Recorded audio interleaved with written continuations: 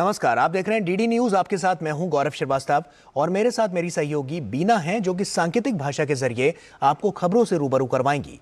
तो खबरों की शुरुआत करें उससे पहले एक नजर इस वक्त की हेडलाइंस पर। महाराष्ट्र दौरे पर प्रधानमंत्री ने किया 30,500 करोड़ रुपए की कई विकास परियोजनाओं का उद्घाटन और शिलान्यास। अटल सेतु किया राष्ट्र को समर्पित।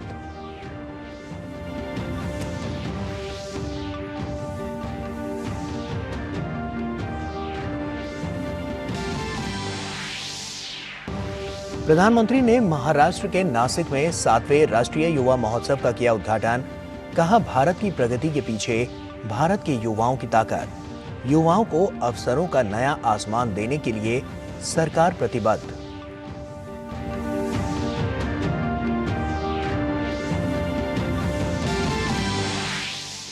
प्राण प्रतिष्ठा से पहले प्रधानमंत्री नरेंद्र मोदी ने शुरू किया 11 दिन का विशेष अनुष्ठान। शेयर किया विशेष ऑडियो संदेश। कहा, भावनाओं को शब्दों में कह पाना बहुत मुश्किल। मेरा सौभाग्य है कि मैं भी इस पुण्य अवसर का साक्षी बनूंगा।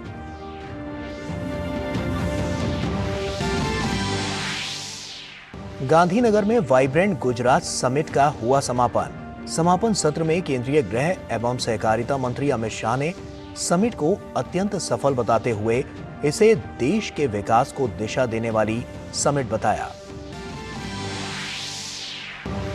पश्चिम बंगाल के मंत्रियों पर ईडी का कसा शिकंजा।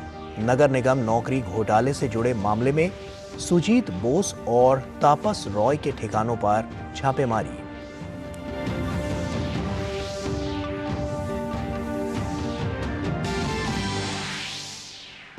लाल सागर में जहाजों पर हमले की घटनाओं के बाद अमेरिका और ब्रिटेन ने यमन में हूती विद्रोहियों के ठिकानों पर किया हमला। राजधानी सना सहित कई शहरों में हवाई हमले। और आइए अब खबरों की शुरुआत करते हैं। विकास परियोजनाओं का उपहार देने पहुंचे प्रधानमंत्री का नवी मुंबई में जोरदार स्वागत हुआ। लोगों ने पीएम का दिल खोलकर अभिनंदन किया। प्रधानमंत्री ने लोगों का हाथ हिलाकर अभिवादन किया और इस प्रेम के लिए आभार जताया।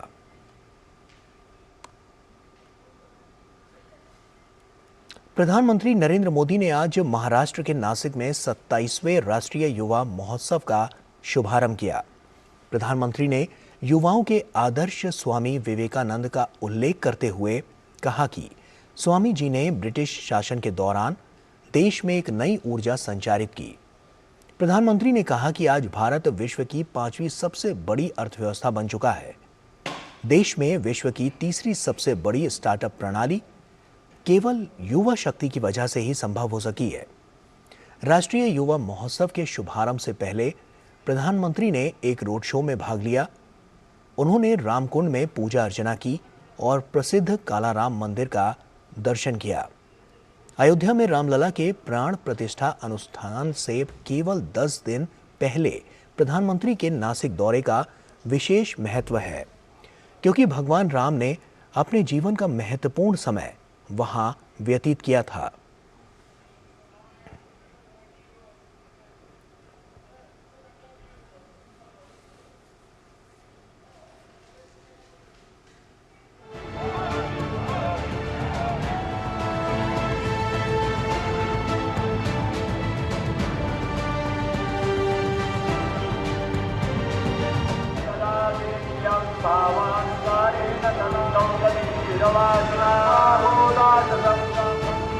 नासिक शहर में विराजमान कालाराम मंदिर।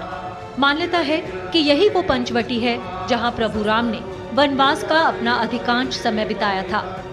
22 जनवरी को अयोध्या में रामलला की प्राण प्रतिष्ठा से पहले पीएम मोदी ने यहां पर विशेष पूजा अर्चना कर देशवासियों से रामोत्सव में अपनी सक्रिय भागीदारी निभाने की अपील की।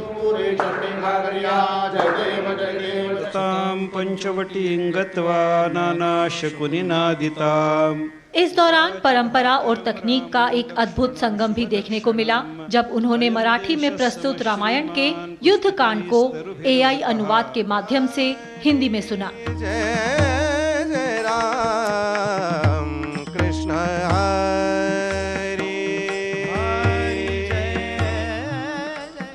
नासिक पंचवटी की इस भूमि में प्रभु श्री राम ने काफी समय बिताया था। मैं आज इस भूमि को भी नमन करता हूं। मैंने आह्वान किया था 22 जनवरी तक हम सभी देश के तीर्थ स्थानों की, मंदिरों की साफ सफाई करें, स्वच्छता का अभियान चलाएं। आज मुझे कालाराम मंदिर में दर्शन करने का, मंदिर परिसर में सफाई करने का सौभाग्य मिला है। मैं देशवासियों से फिर अपना आग्रह दोहराऊंगा कि राम मंदिर में प्राण प्रतिष्ठा के पावन अवसर के निमित्त देश के सभी मंदिरों में, सभी तीर्थ क्षेत्रों में स्वच्छता अभियान चलाएं, अपना श्रमदान करें। नासिक में ही पीएम मोदी ने 27वें राष्ट्रीय युवा महोत्सव का उद्घाटन किया। महोत्सव की थीम विकसित भारत @ 2047 युवा के लिए, युवा के द्वारा है। पीएम ने कहा कि अमृतकाल का ये कालखंड देश के युवाओं के लिए सुनहरा मौका है। आपके लिए ये समय सपनों को विस्तार देने का समय है। अब हमें केवल समस्याओं के समाधान नहीं खोजने हैं, हमें केवल चुनौतियों पर विजय नहीं पानी है, हमें खुद अपने लिए नए चैलेंजेस तय करने होंगे। हमने 5 ट्रिलियन इकोनॉमी का लक्ष्य सामने रखा है। हमें दुनिया की तीसरी सबसे बड़ी अर्थव्यवस्था बनना है। हमें आत्मनिर्भर भारत अभियान के सपने को सिद्धि देनी है। हमें सर्विसेज और आईटी सेक्टर की तरह भारत को विश्व का मैन्युफैक्चरिंग हब भी बनाना। पीएम ने 25 वर्षों के अमृतकाल को युवाओं के लिए कर्तव्य काल बताया। उन्होंने युवाओं से स्थानीय उत्पादों का इस्तेमाल करने के साथ ही ड्रग्स और नशे की लत से दूर रहने के लिए भी कहा।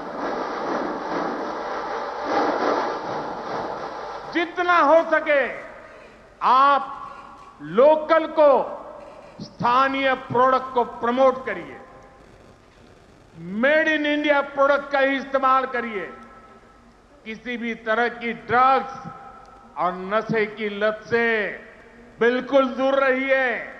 इन्हें अपने जीवन से दूर रखिए और माताओं, बहनों, बेटियों के नाम अपशब्दों का, गालियों का इस्तेमाल करने का जो चलन है, उसके खिलाफ आवाज उठाइए।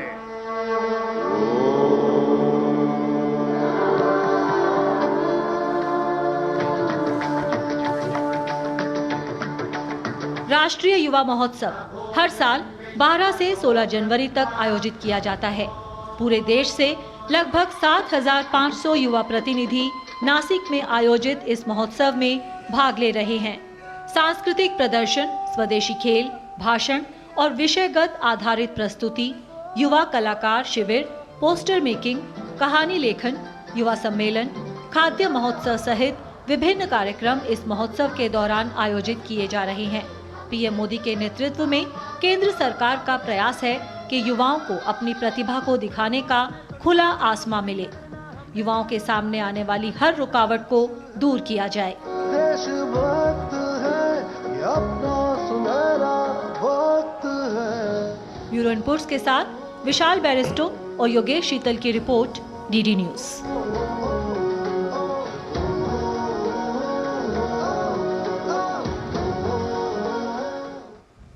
और साथ ही प्रधानमंत्री नरेंद्र मोदी ने अपने महाराष्ट्र दौरे में राज्य को 30,500 करोड़ रुपए से अधिक की विकास परियोजनाओं की सौगात दी। प्रधानमंत्री ने नवी मुंबई में एक कार्यक्रम के दौरान कई परियोजनाओं का शुभारंभ और शिलान्यास किया। प्रधानमंत्री ने ईस्टर्न फ्रीवे के ऑरेंज गेट को मरीन ड्राइव से जोड़ने वाली भूमिगत सड़क सुरंग की आधारशिला रखी। 9.2 किलोमीटर लंबी सुरंग 8700 करोड़ रुपए से अधिक की लागत से बनाई जाएगी। इससे ऑरेंज गेट और मरीन ड्राइव के बीच यात्रा में लगने वाला समय बचेगा। प्रधानमंत्री ने लगभग 2000 करोड़ रुपए की रेलवे परियोजनाएं भी राष्ट्र को समर्पित की। इन परियोजनाओं में उरण खारकोपर रेलवे लाइन के चरण 2 का लोकार्पण भी शामिल है। इन परियोजनाओं से मुंबई के हजारों दैनिक यात्रियों को लाभ होगा। प्रधानमंत्री ने सूर्या क्षेत्रीय थोक पेयजल परियोजना का पहला चरण राष्ट्र को समर्पित किया। 1975 करोड़ रुपए से अधिक की इस परियोजना से पालघर और ठाणे जिले की उसे पेयजल आपूर्ति होगी और परियोजना से 14 लाख से अधिक लोगों को लाभ होगा। प्रधानमंत्री ने नमो महिला सशक्तिकरण अभियान का भी शुभारंभ किया। इस अभियान का उद्देश्य कौशल विकास, प्रशिक्षण और उद्यमिता विकास के द्वारा महाराष्ट्र राज्य में महिलाओं को अनुभव प्रदान करके सशक्त बनाना है। प्रधानमंत्री ने उरण रेलवे स्टेशन से खारकोपर तक चलने वाली EMU ट्रेन को हरी झंडी दिखाई।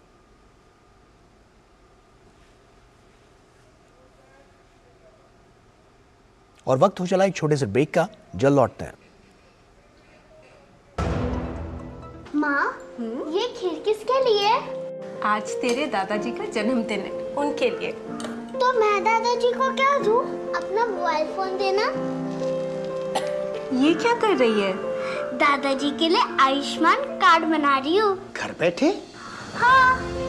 आयुष्मान ऐप पर जाकर अपना या परिवार के सदस्य का नाम लाभार्थी सूची में ढूंढें, आधार, OTP या फेस ऑथ द्वारा ऑथेंटिकेट करें, डिटेल्स भरें, अब मोबाइल से फोटो खींचकर अपलोड करें। दादाजी, ये लीजिए अपना आयुष्मान कार्ड। ये उपहार तो जीवन भर काम आएगा। और एक प्रकार से PM जय अब गरीबों की जय बन गई है। 5 लाख तक के मुफ्त उपचार की गारंटी, स्वास्थ्य का वरदान आयुष्मान।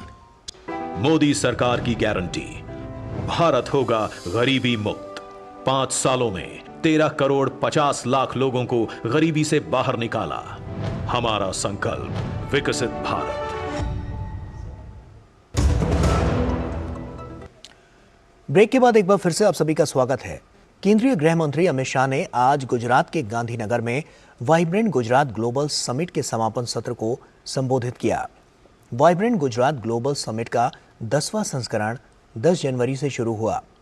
सम्मेलन में gateway to the future theme के साथ सफलता के शिखर सम्मेलन के रूप में वाइब्रेंट गुजरात के 20 साल का जश्न मनाया गया।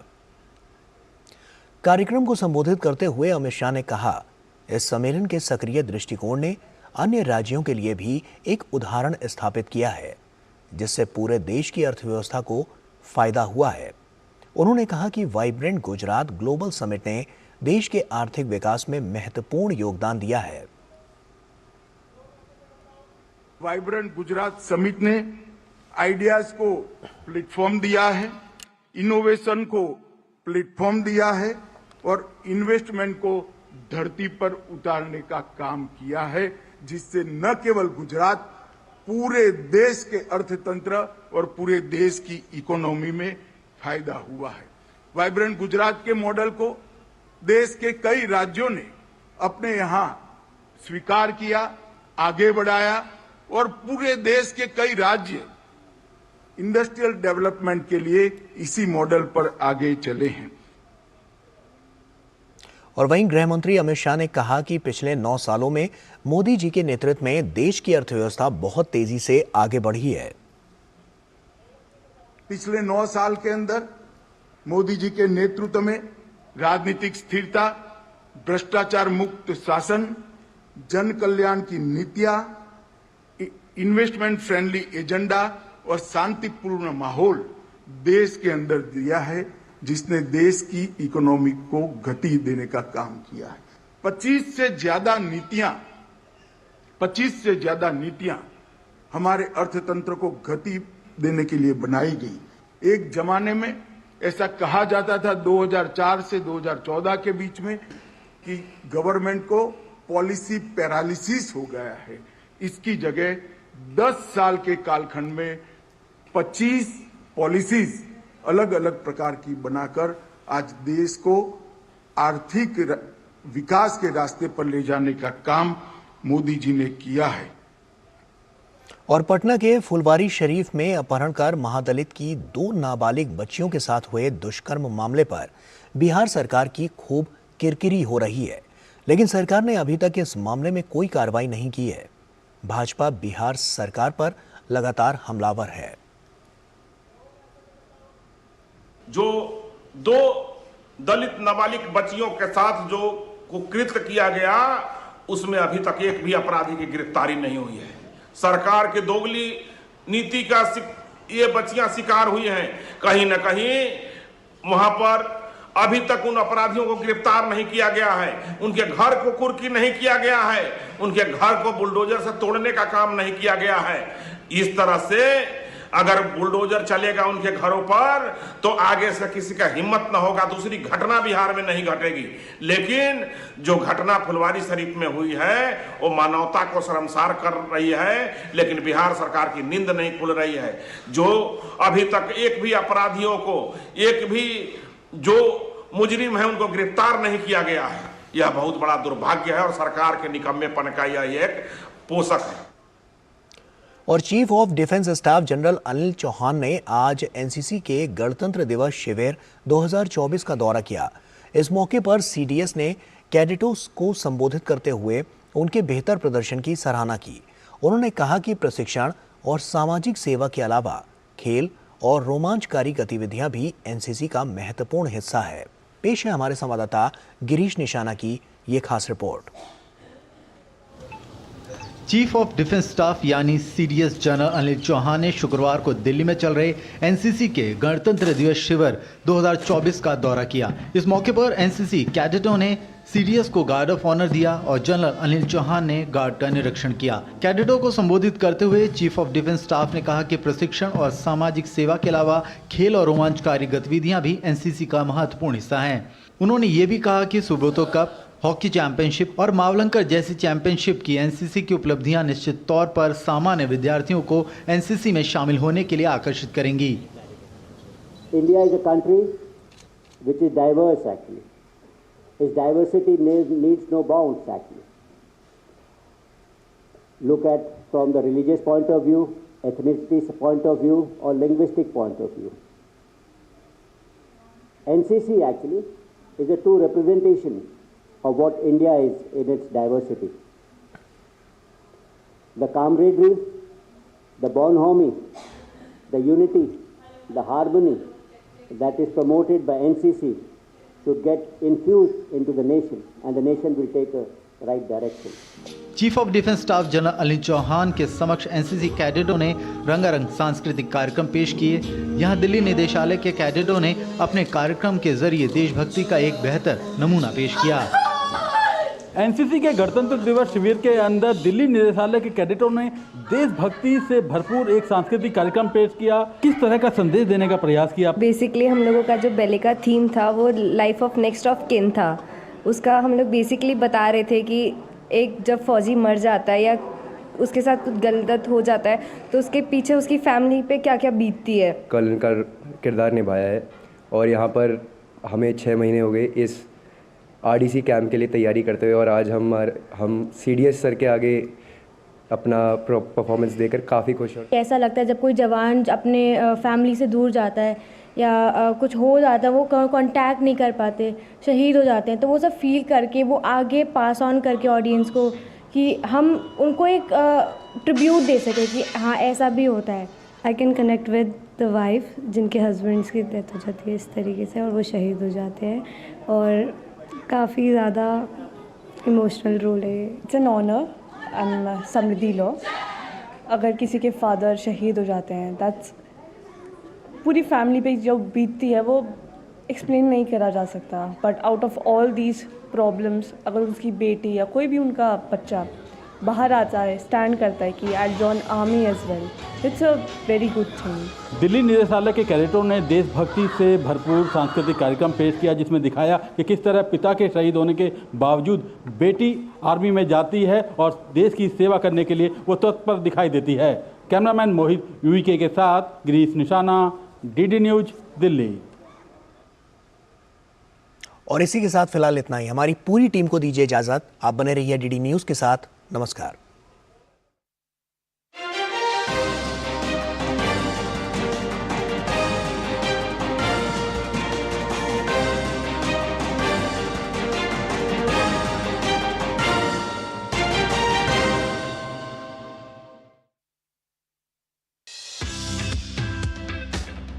स्वच्छता सबसे पहले तो हमें ही से चालू होगा ना। अपने घर को हम ही साफ करेंगे ना, सरकार आके थोड़ी करेगी। सरकार तो बाहर का करेगी, तो हम अपने घर आसपास की सफाई की जिम्मेदारी हमारी ही है।